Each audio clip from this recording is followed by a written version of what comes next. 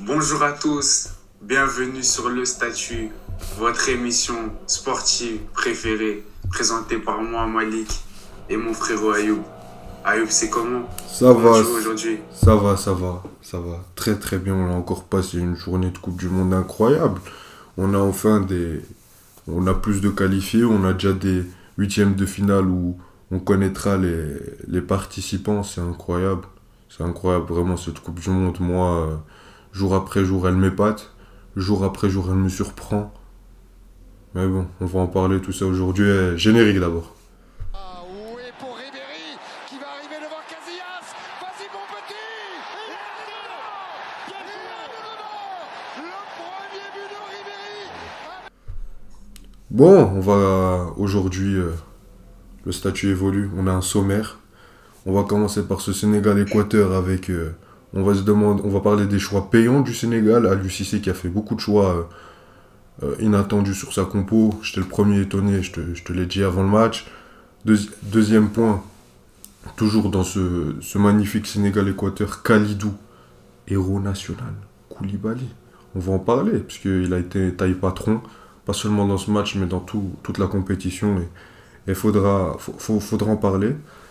On passe au deuxième match, États-Unis-Iran. On va se poser une question. Pour moi, c'est la plus grosse question qu'on peut se poser en regardant ce match. C'est ce qu'on doit être fier des États-Unis ou déçu de l'Iran. Parce que quand on regardait ce match, on était assez partagé entre les deux. Et la deuxième question, c'est est-ce que les États-Unis ont une chance contre les Pays-Bas? Pour finir, une petite question sur le match Angleterre-Pays de Galles qu'on débriefera pas en entier. On a assez parlé de ces Anglais. On en reparlera dimanche contre le Sénégal, mais est-ce que Foden, qui a fait une très belle performance hier, doit-il être titulaire dans le 11? Bon, on commence. Sénégal-Équateur.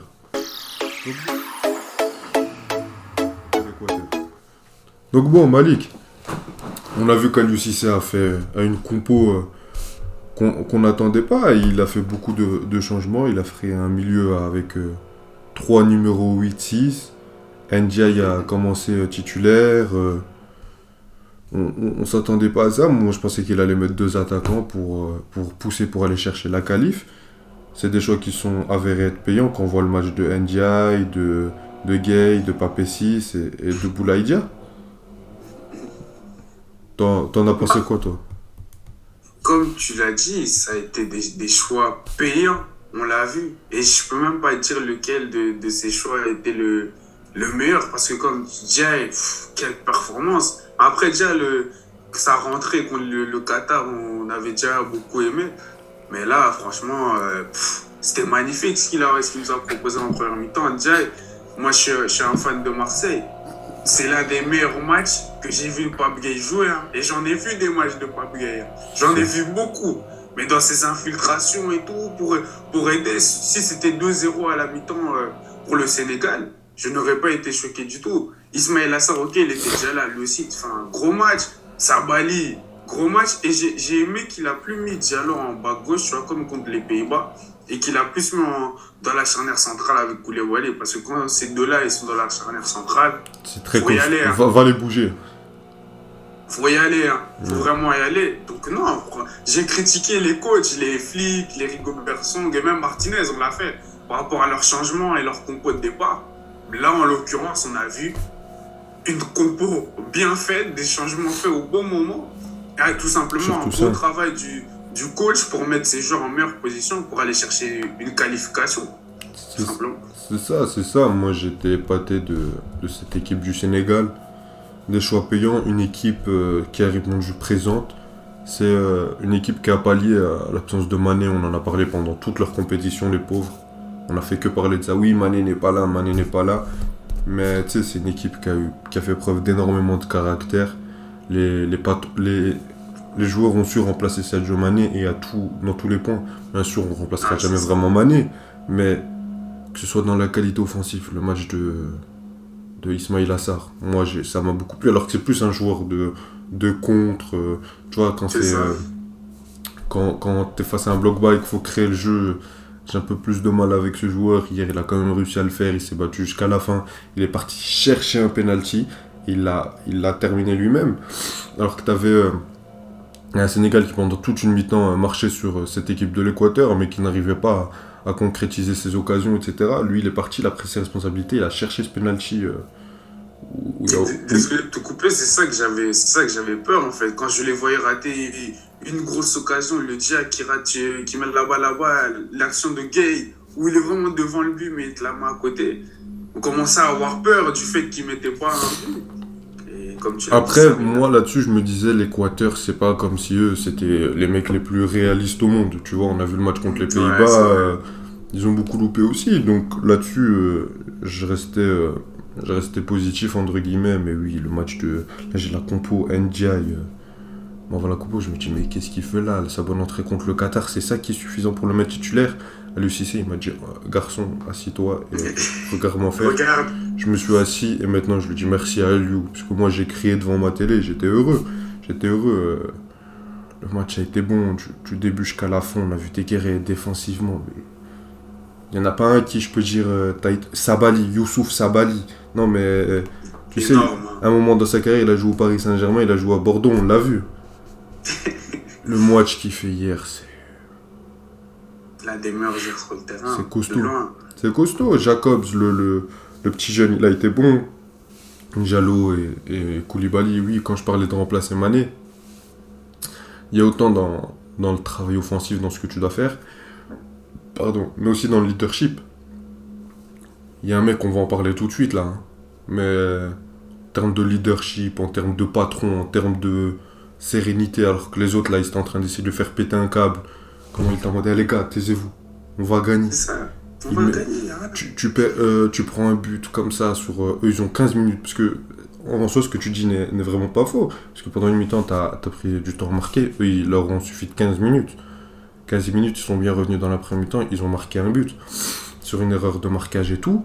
Mais même là, à aucun moment, j'ai senti Ouais, l'équipe aussi, en ça, mode c'est oh pas- non, non. Exactement. J'ai senti en mode les gars, on n'a pas été sérieux. Allez, on repart. Mais ça, c'est grâce à quoi? C'est au leadership. Edouard Mendy, t'as vu comment on l'a tué au match contre les Pays-Bas? Et à juste titre. Pays-Bas, T'as vu son match contre le Qatar? Je suis pas sûr qu'il finisse avec les 3 points s'il est pas là. Hier, on l'a pas vu, puisque il est assis, il y avait rien à on faire. n'aura pas eu non plus Il y avait rien à plus faire. d'occasion France. Voilà. Mais sur le match contre le Qatar, il a été taille patron. Hier, Koulibaly, il vient directement, il marque le but, célébration. Les gars, c'est nous. On va en 8ème. Et il a assumé ce rôle, donc on va parler de Koulibaly, je te lance. Où j'y vais? Tu peux continuer hein, sur la lancée. Je continue. Oui, le match de Koulibaly, ça a été incroyable. J'ai même pas envie de parler de son match. J'ai envie de parler de sa Coupe du Monde. Il est sur 3 matchs contre les Pays-Bas, alors que... Allez, tu prends un but, etc. Tu te refroidis. À aucun moment, je l'ai senti lésé. Peut-être sur le premier but contre les Pays-Bas, ou avec Edouard Mendy, il y a une petite incompréhension. Mais pour moi, ça, c'est la faute du gardien. Et même sur le deuxième but, il fait tout pour favoriser Mendy. Mais bon, Mendy tue un peu cette équipe. Après, heureusement, aujourd'hui, ça n'a pas d'incidence sur la qualification. Mais contre cette équipe du Qatar, il a encore été patron.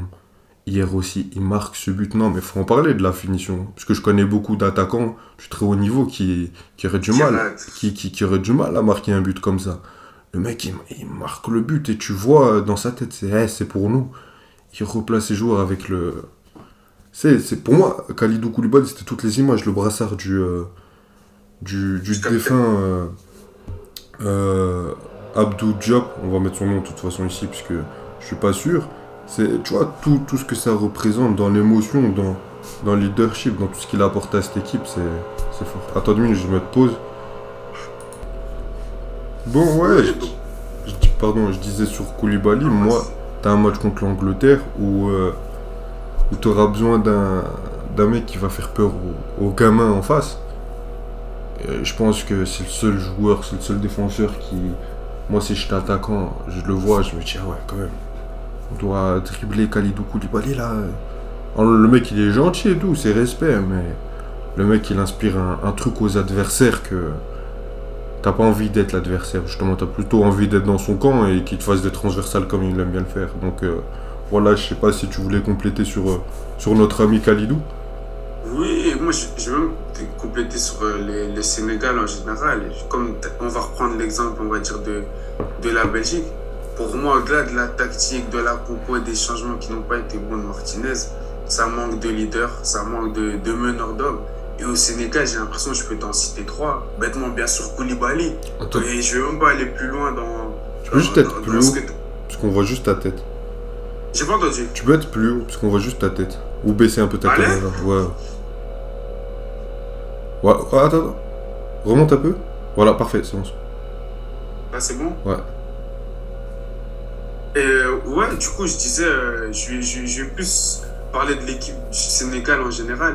C'est qu'il y a des meneurs d'hommes, tout simplement, dans cette équipe, contrairement, je dirais, à notre Belgique, où je trouve que au-delà de la compo qui a été mal faite, des mauvais changements de Martinez, ça manquait de meneurs d'hommes, de leaders. Quand tu entends les phrases qu'un De Bruyne a dit, mais j'ai l'impression que même, toi, tu as parlé au cours du match, mais j'ai même l'impression qu'avant ce match, les Koulibaly qui ont sûrement parlé, les Edouard Mendy qui ont parlé, le coach, Aliou Cissé, ils leur ont dit, les gars, on est plus fort qu'eux, on va les battre. Mané qui les appelait, qui leur envoyait des messages, ça a été dit, ça. Bien sûr. Et j'ai l'impression même les Équatoriens, après le beau match qu'ils avaient fait contre les Pays-Bas, ils ne sont pas pris de haut, mais peut-être ils disaient, ça va, le Sénégal, on peut aller chercher un nul contre eux, tu vois, sans trop forcer. Et je pense que là, la première mi-temps, ça leur a choqué, les Équatoriens, ils se sont dit, oh, ah bon? Deuxième mi-temps, ils arrivent, ils ont un mini temps fort, comme tu dis, même s'ils n'ont pas vraiment d'action dangereuse de fou, ils ont ce corner et ils le mettent, bravo à eux. Et 2 minutes après, ils encaissent encore, mentalement, ça les tue. Tu vois. Ça les tue, c'est tu reviens et directement, pas de place au doute, on revient. Mais tu sais, j'ai envie de dire un truc important et on en reparlera tout de suite dans le match États-Unis-Iran. Mais j'ai l'impression que, ça, si on parle que de mental, il n'y a pas de tactique, il n'y a pas de nanani nanana. Quand tu es obligé de gagner, il y a un truc qui. Je pense que ce Sénégal, s'ils avaient juste besoin d'un match nul, ils n'auraient pas été aussi bons que hier, alors parce qu'ils sont obligés de gagner. Même chose pour les États-Unis. Tu vois, c'est ça qui a fait leur caractéristique. Les gars, même match nul, on ne peut pas. Donc tu vas tout jouer pour la victoire. Tu dois faire preuve d'un caractère énorme. Et ils l'ont fait hier. Ils l'ont fait. J'ai pas vu le même caractère en face. Même un peu contre le Pays-Bas quand ça allait pas et qu'ils continuent à pousser, oui. Mais hier, on les a pas vus. Physiquement, ils étaient dépassés sur chaque duel. Ouais, mais sur chaque duel. C'était un Sénégalais qui gagnait. Mais je te parle même pas des duels physiques où il faut sauter, même les duels, les 1 contre 1, les 2 contre, tout. Ils étaient dépassés du début jusqu'à la fin, c'était incroyable. Bon, quelque chose à rajouter sur le Sénégal? Non, ça va être... On vous aime les Sénégalais. On va vous supporter contre l'Angleterre. Bien sûr. Même si je pense que ça va être... africain avant tout ici. Ça va être difficile. Sur nos vidéos. Vendredi en live sur Twitch. Le lien sera en description normalement, ou demain. Bref, ou suivez-nous sur nos réseaux, tout sera communiqué aussi sur cette chaîne YouTube. Vendredi en live, on débriefera les matchs du vendredi, ça veut dire du groupe G et H, le groupe du Portugal et... le groupe G et H, le groupe Brésil, Cameroun, Suisse, Serbie, et le groupe Pays de Galles, Ghana, Uruguay et Corée du Sud. Et en même temps, on en profitera pour faire nos petits pronos des 8e de finale. Donc bon, on a été complet sur ces 2 points dans ce match. On va passer au match Iran-États-Unis.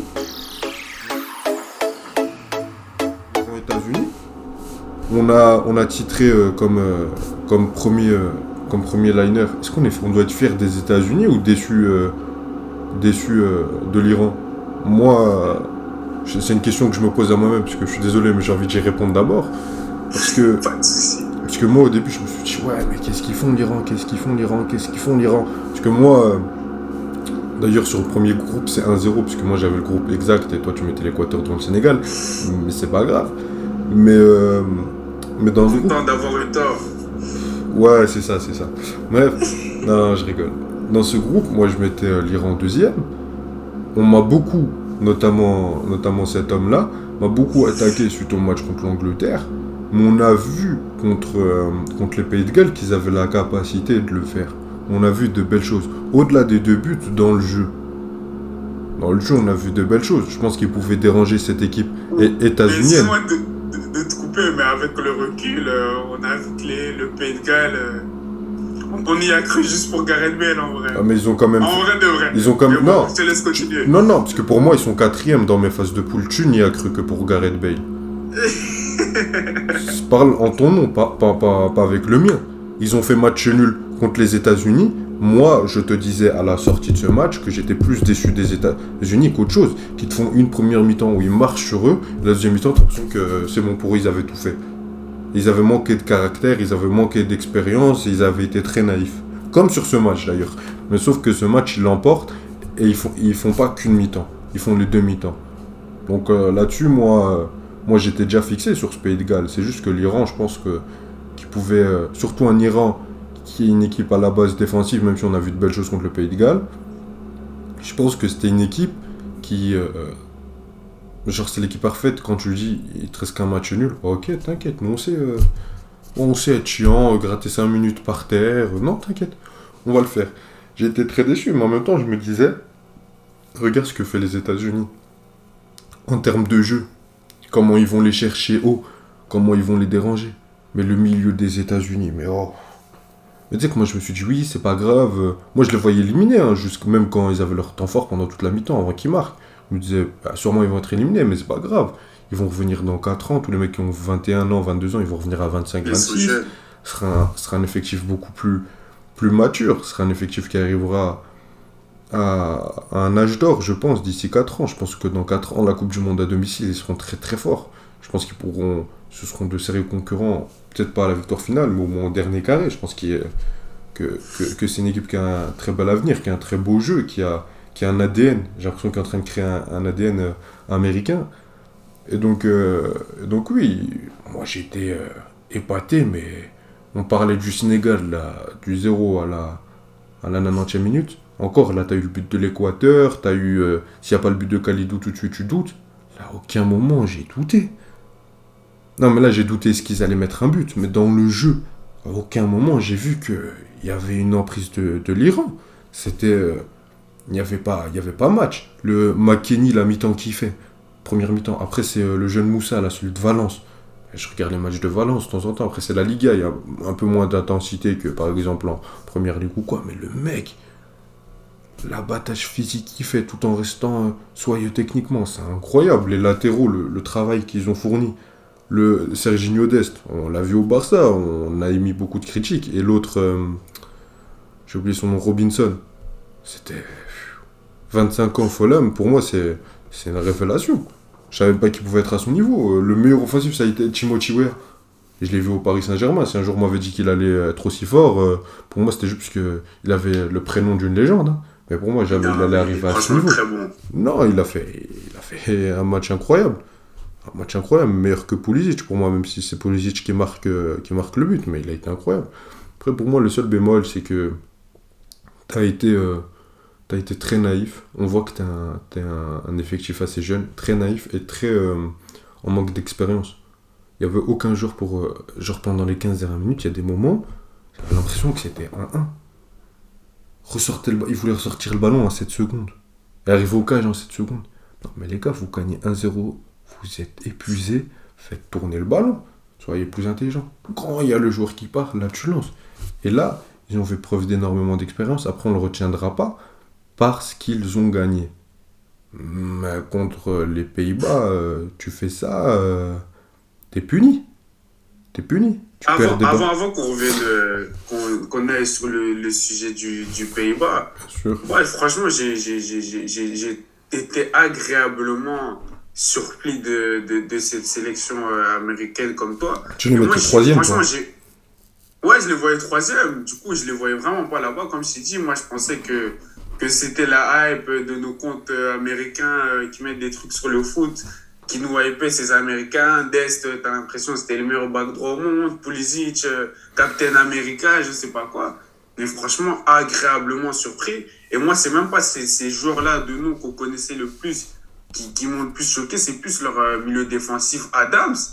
Là, peut-être pas sur ce match, c'était le plus impressionnant, mais sur toutes les phases de poule, et en particulier sur le match contre l'Angleterre, je l'ai trouvé incroyable, je le trouve extrêmement bon dans son volume de jeu, dans la façon dont il peut couper les lignes de passe, dans son abattage. Bref, en tout cas, j'ai été agréablement surpris de cette sélection américaine qui joue bien au football, aussi, il faut le dire.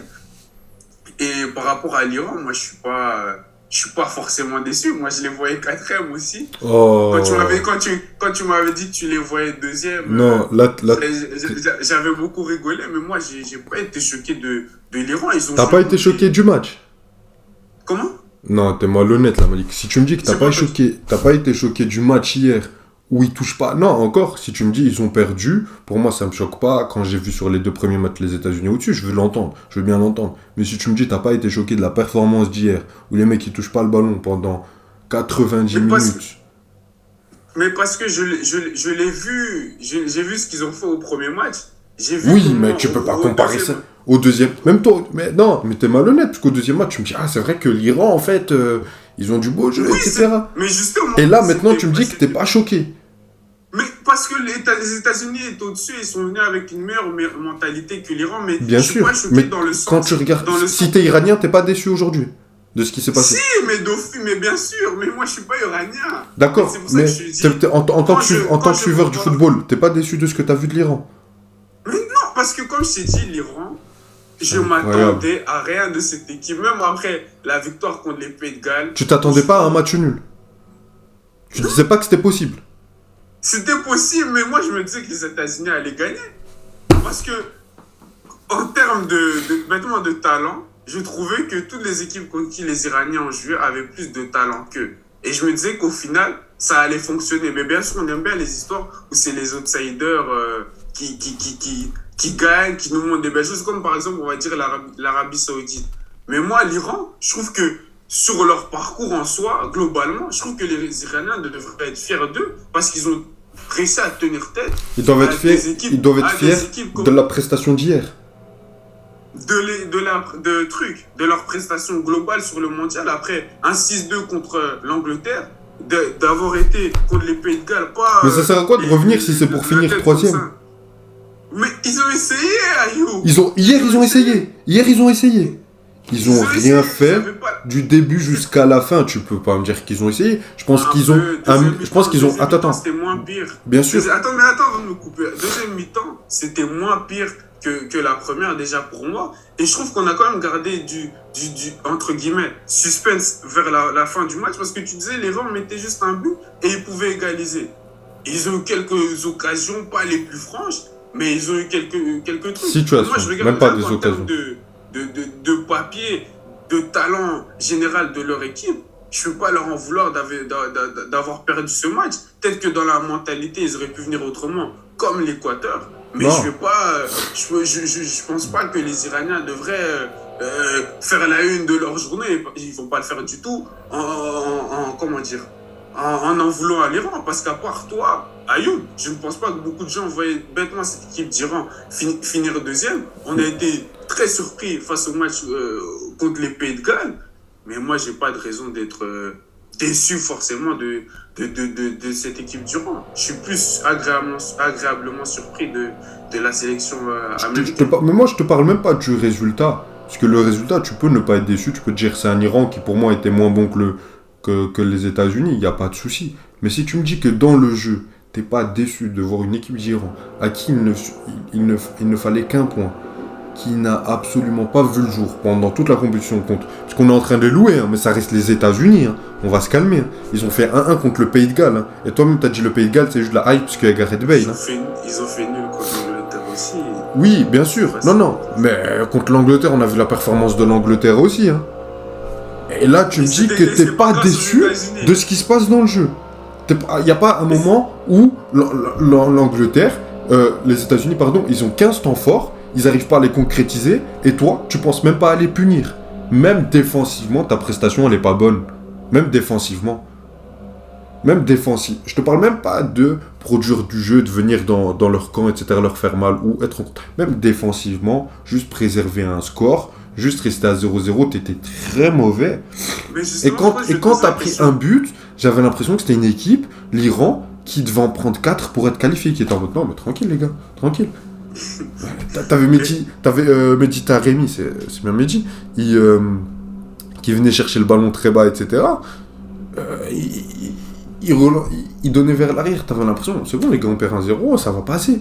T'as l'impression qu'ils ont tout misé sur les 5 dernières minutes. Mais si tu me dis que t'es pas déçu de ça, c'est que toi, Je veux bien l'Iran, c'est l'Iran, mais toi tu me parles de l'Iran comme si c'était l'Inde. Non, Mais c'est c'est l'Inde. l'Iran.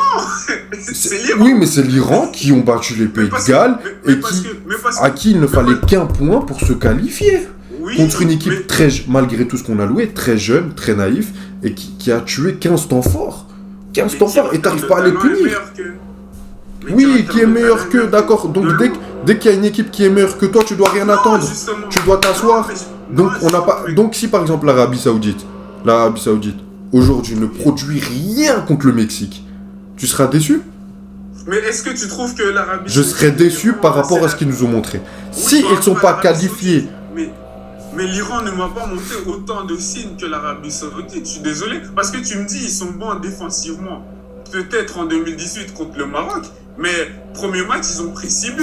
Faut pas l'oublier. Et le seul match où ils ne prennent pas de but, c'est contre les Pays de Galles, qui n'ont pas mis de but contre l'Angleterre, qui n'ont pas mis de but contre l'Iran, et qui ont mis un but contre les États-Unis sur phase arrêtée. Donc défensivement bon, je sais pas si c'est vraiment vrai. moi je te dis que si c'est pas les Pays de Galles, si c'est pas l'Iran en premier match, que ce soit les États-Unis ou les Pays de Galles, ils prennent tarif. Parce que comment les mecs ils rentrent dans leur compétition, c'est pas une question que la défense de l'Iran n'a pas été bonne, c'est plus l'Angleterre qui a été impressionnante. Et même sur ce match, tu peux être déçu. Pour moi, c'est plus sur le reste. Je sais pas comment t'arrives à ne pas être déçu de cette équipe, mais c'est pas grave. Et quand je regarde sur la phase qualificative de l'Iran au deuxième tour, ils ne prennent que 4 buts en 8 matchs. Et sur le troisième tour, Ils jouent contre qui, on en avait parlé même avant. contre la Corée du Sud, les Émirats Arabes Unis, ok. C'est prono. Mais ça reste une référence dans leur continent. Ça prouve qu'ils ont une bonne défense. Puisque tu vas avoir des équipes, elles vont venir premières, mais elles vont prendre plus de buts. On voit que leur point fort, c'est plus leur défense que leur attaque. Donc, mais bon, je pense qu'on a été complet. Dites-moi en commentaire ce que vous pensez. Est-ce que vous êtes déçus des États-Unis ou fiers des États-Unis ou déçus de l'Iran, pardon. Et on va passer à la dernière question de ce match. On va repasser sur est-ce que tu penses que les États-Unis ont une chance contre les Pays-Bas, toi qui est en train de te naturaliser pour devenir américain? Donc, moi, comme on l'avait fait dans les vidéos, les vidéos pronos qu'on avait fait avant cette Coupe du Monde, ma surprise, c'était les Pays-Bas, hein, nos amis hollandais. Et je suis plutôt confiant par rapport à mon choix. Ah, t'es Mais confiant bien sûr quand tu vois les Pays-Bas? Moi, je suis confiant. Mais au-delà de ça, pour revenir sur les États-Unis, bien sûr qu'ils ont une chance. C'est comme si tu me demandes le Sénégal et l'Angleterre, tu vois. Toutes les équipes qui arrivent en huitième de finale, qui ont réussi à passer des poules... Parce que je trouve pas que c'est...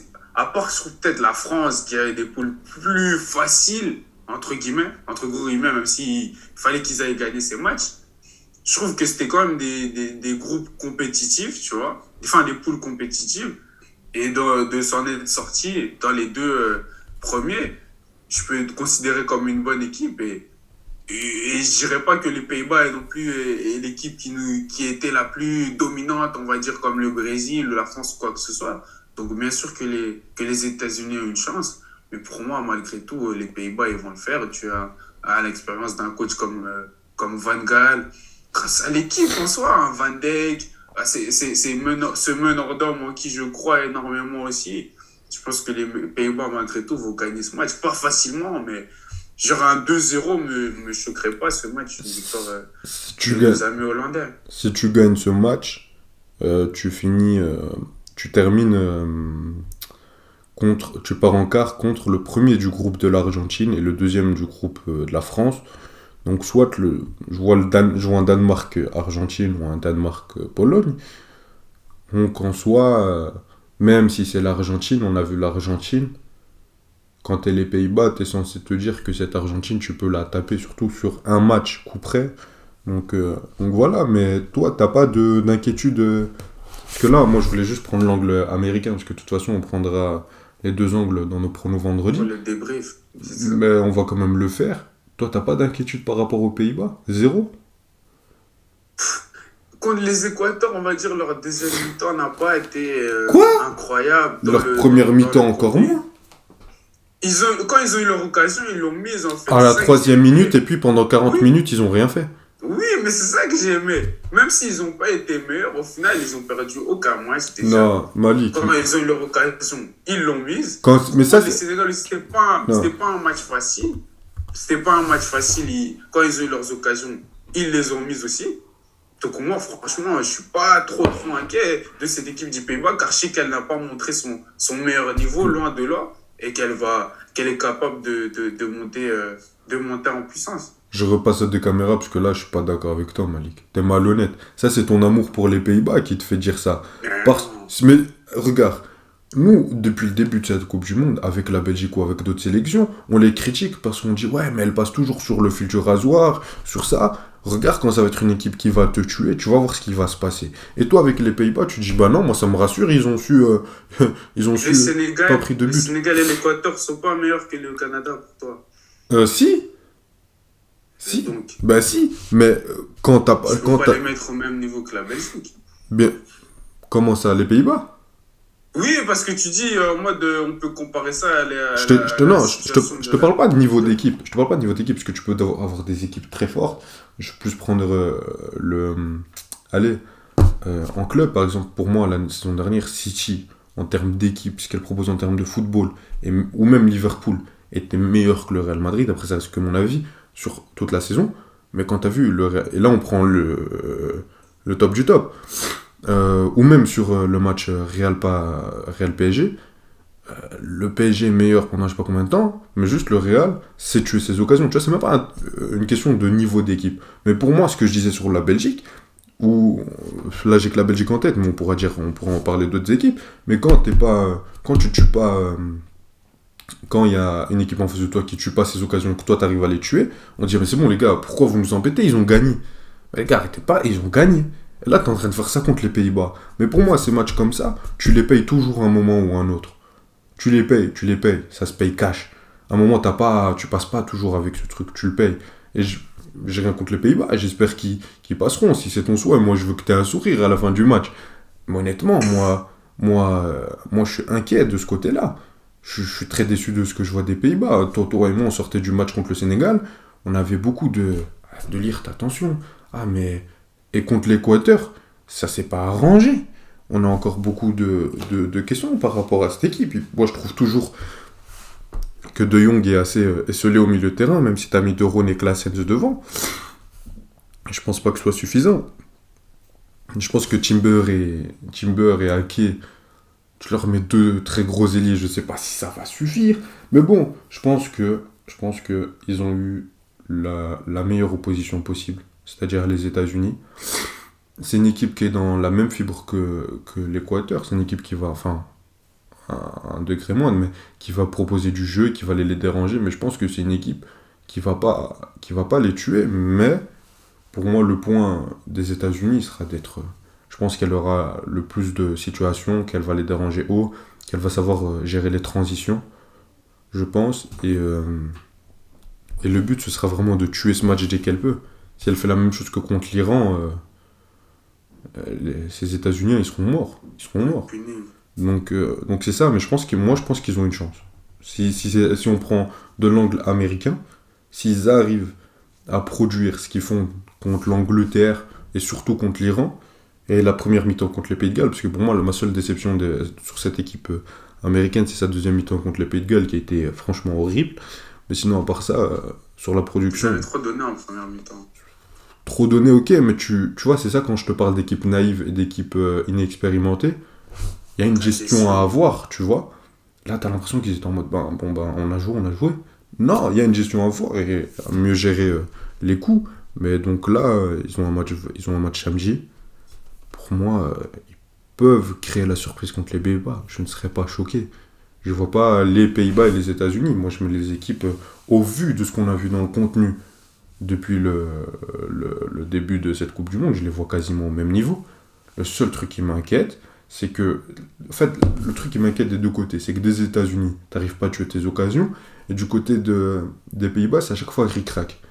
Contre l'Équateur, ils ont pas tué. Mais s'ils te tuaient, je sais pas sûr si tu finis premier de cette phase de poule. Donc bon, on verra. Et félicitations en tout cas à cette équipe américaine et courage à eux face à ton équipe préférée. Qui ça? Les Pays-Bas. J'avais pas trop écouté ça, excuse-moi. Reste concentré. Non, je rigole. Bon, Mais non, t'es fou, pas de souci. On va passer à la dernière question de la journée. Est-ce que Phil Foden devrait être dans ce 11? Pourquoi Pourquoi je pose la question? Là, je vais rester à deux caméras, je vais pas te lancer, on va en discuter à deux. Hier, on a déjà vu un milieu à 3 plutôt que, que 4 offensifs. Donc on se dit déjà que ceux qui pensaient qu'il allait tout le temps rester dans un 4-2-3, j'y crois moyen. On a vu l'incursion d'un Phil Foden et d'un Marcus Rashford. Celui qui nous a le plus impressionné, au-delà des buts, puisque Rashford met un doublé, c'est Phil Foden. Il y avait énormément de questions sur les deux premiers matchs, notamment celui contre les États-Unis où il ne le fait pas rentrer. On dit, mais les gars, Phil Foden, il vous regarde pas ce match à Manchester City. Et là, il lui a donné 90 minutes de temps de jeu et il a été très performant. Donc la question à se poser, c'est est-ce qu'on devrait le mettre titulaire, lui donner plus de temps de jeu contre un Sénégal qui sera sûrement plus en bloc bas que toi? Toi, t'en penses quoi vis-à-vis de la question, Malik? Justement, moi, je vais introduire une deuxième question pour répondre à la première question sur Phil Foden. Pour toi, Marcus Rashford devrait être titulaire? Non. En fonction de ta... Pourquoi? En fait, pour moi, parce que Rashford, il devrait... En fait, Rashford, c'est du même profil qu'un Sterling ou qu'un Bukayo Saka, tu vois. Pas exactement, mais c'est dans la même gêne. Phil Foden, c'est plus le même poste que Mason Mount, tu vois.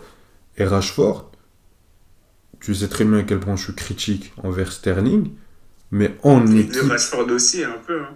Oui, mais là, sur le début de saison, j'ai préféré Rashford à Sterling et de loin.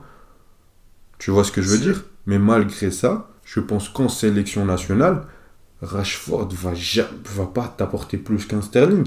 Après, si tu cherches un joueur qui va t'apporter la même chose que Sterling et que Sterling est défaillant, là pour moi tu peux faire entrer Rashford. Mais Phil Foden va t'apporter un truc différent que tu as besoin, surtout quand tu as une attaque à 3. Tu réponds à Foden, parce que si tu vas l'aborder après. Mais je t'ai posé cette question, pourquoi? Parce que... Là il est que dans les pièges, hein, pour ceux qui le connaissent pas. Moi je le connais. Parce que je suis d'accord avec toi sur Sterling et Rashford, parce que Sterling, déjà on a vu... Maintenant, Southgate aime beaucoup Sterling. Et si tu regardes les années de Southgate avec l'Angleterre, un des meilleurs joueurs, on va dire un des 3 meilleurs joueurs, si tu prends en général de l'Angleterre sous Southgate, ça a toujours été Sterling. Donc on veut le laisser continuer. C'est comme Deschamps avec Griezmann. Consistant. Voilà, c'est ça, c'est exactement ça. Alors que là, s'il repart dans un 4-2-3-1, tu vois, et même dans un 4-3-3, même s'il y a Saka, on n'a pas cette forcément consistance par rapport à un Mount et un Saka. Qui fait que oui, pour moi, je trouve qu'il mériterait sa place de titulaire, mais on sait à quel point Southgate aussi peut être, entre guillemets, comme Deschamps, il aime beaucoup ces joueurs de système d'habitude, entre guillemets, où il pourrait repartir sur un mode. Mais moi, j'ai l'impression que il est prêt à faire tourner, parce que, comme je l'avais dit, avant le début de cette compétition, on voit Southgate qui, en fonction des adversaires, sait s'adapter dans sa compo. Donc je pense que s'il part dans un code 2-3-1, 2 secondes, hein, s'il part dans un 4-2-3-1, je pense qu'il peut se dire il va mettre Foden à la place de Mount et Saka. C'est plus s'il repart dans ce 4-3-3, entre Foden et Saka, je sais pas, il va préférer mettre qui. Je vois ce que tu veux dire. Je pense que déjà Saka, s'il part dans un 4-3-3, tu veux dire? Ouais. Bah oui, elle est là ma question. Parce que pour moi, si tu pars dans un 4-2-3-1, tu changes rien au premier match contre l'Iran. Pardon. Après, tu peux faire des ajustements. Il y a Jack Grealish, il y a Phil Foden, il y a Marcus Rashford. Tu peux passer à 2 attaquants. Il y a pléthore de choix. Mais, moi, ma question, c'est surtout si tu repasses à un 4-3-3 avec 3 offensifs. Tu auras Kane, Sterling, il y a 0 discussion possible. Et là, il te faudra un joueur, je pense, hein, après on lit pas. Après, peut-être qu'il va mettre son trio avec Saka. Mais je pense qu'il aura besoin d'un joueur comme Mount ou Phil Foden, qui n'est pas un ailier, mais un milieu offensif qui va jouer excentré, tu vois, qui va faire ce lien entre le milieu et l'attaque. Et pour moi, si tu joues en 4-2-3-1, le meilleur joueur, pas le meilleur joueur, mais le joueur le plus adapté, puisque je ne sais pas s'il est meilleur, serait Mason Mount. Mais dans un 4-3-3, pour moi, c'est clairement fait pour Phil Foden. Plus que pour Mason Mount. Je vois beaucoup plus Phil Foden jouer en 4-3-3 avec l'Angleterre pour remplir les tâches que Southgate va lui demander, c'est-à-dire d'être... Excuse-moi de te couper, pourquoi Non, tu pas de vois souci. plus Mount à la place de Foden dans un 4-2-3? Parce que je le préfère dans cette place où il est au cœur du jeu, où il a des vrais ailiers autour de lui. Moi, c'est ce qui me dérange la plupart du temps à Chelsea. À part quand t'as un gros Rich James qui fait énormément de travail à droite, des fois, dans les trois offensifs, j'ai l'impression que toujours il veut repiquer dans l'axe, qu'il peut pas te faire ce travail de milieu offensif dans un schéma à 3. Il peut le faire, bien sûr, il peut le faire, mais il sera moins performant qu'un Phil Foden qui le fait à Manchester City. Phil Mais Foden, c'est vrai que je te dis, c'est pourquoi ça, tu c'est son, mettrais pas Foden à la place de Mount en 10? non, pour moi, tu peux le mettre. Mais Mason Mount a plus de références en sélection, plus de références à ce poste-là en 10 que Phil Foden, parce que Phil Foden, même si c'est son poste naturel, on l'a pas assez vu en On 10, l'a pas vu en 10. tu vois. Déjà du côté de Manchester City, encore beaucoup moins du côté de l'Angleterre. Donc pour moi, c'est Gareth Southgate, tu restes sur tes bases, tu restes sur ton schéma, surtout quand ça fonctionne. Après, moi, ce qui me dérange, c'est quand t'as un match contre les États-Unis où c'est 0-0, où offensivement c'est insuffisant, et tu fais pas rentrer Phil Foden. Ça, pour moi, ça c'est. Je peux pas dire qu'il y a une faute professionnelle, mais c'est pas normal. Mais pour moi, dans ton schéma de départ, si tu pars à 3, Phil Foden doit être dans ce 11. Plus que Mason Mount, je pense. T'as cette chance d'avoir une richesse offensive, faut t'en servir correctement. Chaque joueur dans sa. Moi, je suis pas dans les trucs de Phil Foden ou Mason Mount. Je pense que même si c'est des joueurs qui se ressemblent beaucoup, c'est des joueurs qui restent différents, qui à l'avenir pourront jouer ensemble. Et du coup, quand tu as plus besoin, je le mets même devant Bukayo Saka, alors que Bukayo Saka, tu sais très bien à quel point je l'aime, mais à quel point il est performant depuis 1 an et demi en sélection. Mais pour moi, je mets Phil Foden titulaire. Pour moi, il est meilleur que Mason Mount en tant qu'ailier droit, ailier gauche dans une attaque à 3 contre, contre, contre n'importe qui, mais contre oui, contre le Sénégal, par exemple, si tu passes. Pour moi, la meilleure conclusion à faire, c'est un 4-2-3-1. Donc Phil Foden n'est pas dedans. Mais si tu passes en 4-3-3, pour faire bouger ce bloc, pour aller chercher, etc., surtout si tu as des latéraux comme Walker qui monteront plus, si c'est une défense à 4, pour moi, c'est Phil Foden. Mais je pense qu'il va nous tenter une petite défense à 5. Je pense que contre le Sénégal, ça va être le retour. Ouais, je pense. Je pense que c'est pour ça qu'il a testé Walker en défenseur droit. C'est pour le prochain match. On voit, là, tu vois les trois, c'est la charnière centrale normalement. Et Luke Shaw un peu plus haut. Anderson, je pense pas qu'il va rester. Tu vois un 3 en mode quoi? Maguire, Stones, Walker, puis à droite Arnold. Comme dans ma composition. Non, Trippier. Okay. Trippier. Et ma charnière centrale, Luke Shaw. Et en fait, il va faire ma compo. C'est ça, mais je pense qu'il va mettre Mason Mount à la place de Bukayo Saka. C'est ça. Et ça me posera plus problème. Après, je pense que Mason Mount fera quand même l'affaire. Moi, je pense que Foden sera meilleur. Foden aurait été mieux. Surtout Foden. Dans le registre que demande Southgate, d'un milieu offensif ailier, pour accompagner les deux autres, c'est plus le troisième attaquant qu'un trio, tu vois. Je pense que Foden fera plus l'affaire. Donc bon... Genre limite comme, pas un Griezmann, mais tu vois ce que je veux dire, en mode, t'as plus Sterling qui va partir dans les courses, un Kane qui décrochera beaucoup, bien sûr. Foden avec sa créativité. Quoi. Et un Foden qui peut prendre beaucoup la profondeur, qui dérange énormément avec le travail sans ballon, avec ses courses, avec ses appels à répétition. Donc ouais, je pense que Foden est le chaînon manquant de ce trio s'il joue à 3. Après, s'il joue à 4, c'est autre chose, mais il doit quand même avoir du temps de jeu. Une mi-temps, 30 minutes. C'est un joueur, même à City, on sait, il rentre souvent en cours de match et il fait le taf. Donc, ouais, il doit commencer. J'allais te poser une question, mais là, ça va durer des heures. Mais je vais quand même la poser vite fait. On y répondra rapidement. Essaye de répondre vite, mais genre, le fait qu'à City, parce que Guardiola, elle avait dit quand Silva va partir, tu vois, sera lui et tout, nanana. Mais le fait que là, City, c'est pas encore, tu vois, le titulaire confirmé. Est-ce qu'on peut en vouloir à lui ou d'en vouloir un peu à Guardiola? Je pense que jouer avec deux milieux offensifs, Kevin De Bruyne et un autre qui serait Phil Foden, je pense que ça demande énormément de maturité, énormément d'intelligence. Que Phil Foden est sur le chemin, mais n'a pas encore. Je préfère un Bernardo Silva. Et même quand c'est un Bernardo Silva qui est très performant, des fois, pour gérer ses transitions, et on le voit, hein, parce que la saison dernière, ça allait encore. Il te mettait plus les trois, il te mettait le trio. Mais cette saison, il revient à ce qu'il faisait. Il met beaucoup Gundogan, puisqu'il a peur pour gérer les transitions. C'est notamment pour ça qu'il a acheté Calvin Phillips, tu vois. Donc je pense que, je ne vais pas dire que c'est la faute de Guardiola, parce que je pense que Guardiola pense comme moi que Foden n'est pas encore prêt à assumer ce poste à 100%. Et je pense qu'il a besoin encore d'une saison, voire deux, et qu'après il sera performant, parce qu'on ne l'a pas vraiment vu à ce poste-là à City. Je regarde quasi tous les matchs de City et je ne l'ai pas vu Foden à ce poste-là. Peut-être que je me trompe, peut-être qu'il y a un match ou deux, mais on ne l'a pas encore vu. Même Grealish, par moment, on lui a laissé sa chance à ce poste-là, mais pas encore Foden. Donc je pense que il n'a que 22 ans, je pense, ou 21. Quand d'ici 1 ou 2 ans, il sera prêt à jouer à ce poste-là, et il sera du très grand Phil Foden, mais je pense que tu as de la chance d'avoir encore un Bernardo Silva, et le prochain c'est Phil Foden. Le prochain c'est lui, ça va. Je pense qu'il faudra attendre que ça se fasse naturellement. Faudra pas insister sur ça, ça va lui mettre trop de pression. Mais voilà. J'ai bien répondu à ta Je me question. dis, on cache un peu quand même, un peu, on a envie de le voir, franchement, Foden. Même si tu vas me dire, ouais, Bernardo Silva, c'est celui qui a plus remplacé David Silva maintenant. Mais genre même quand Bernardo Silva il va partir, parce qu'il dit qu'il veut partir au Barça, apparemment. Bah pour moi, Je sais là, pas s'il va logiquement, enfin naturellement le mettre Foden je pense que si. à sa place, tu vois. Je pense que si. Je pense pas qu'il va vouloir recruter un gros milieu. Je pense qu'il va plutôt. Soit il va nous faire une dinguerie, il va nous recruter un Jude Bellingham. Soit il va repositionner Foden à ce poste-là, un bon remplaçant, et aller chercher un gros ailier. Je pense que c'est plutôt ça qu'il va faire. Connaissant ton meilleur ami Pep Guardiola.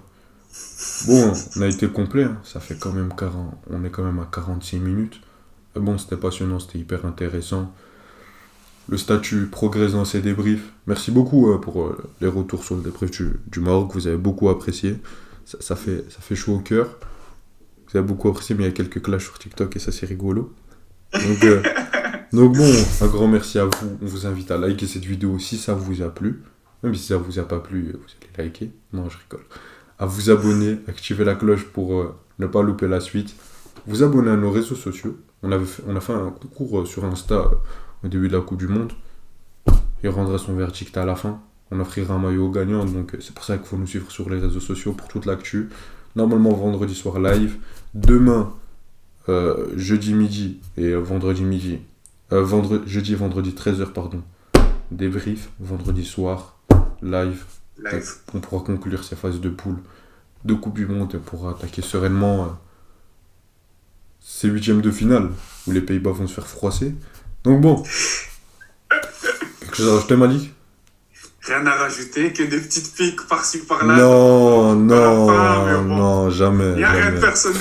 Si, tout est personnel. Non, quand même pas. Voilà, prenez soin de vous. Salut!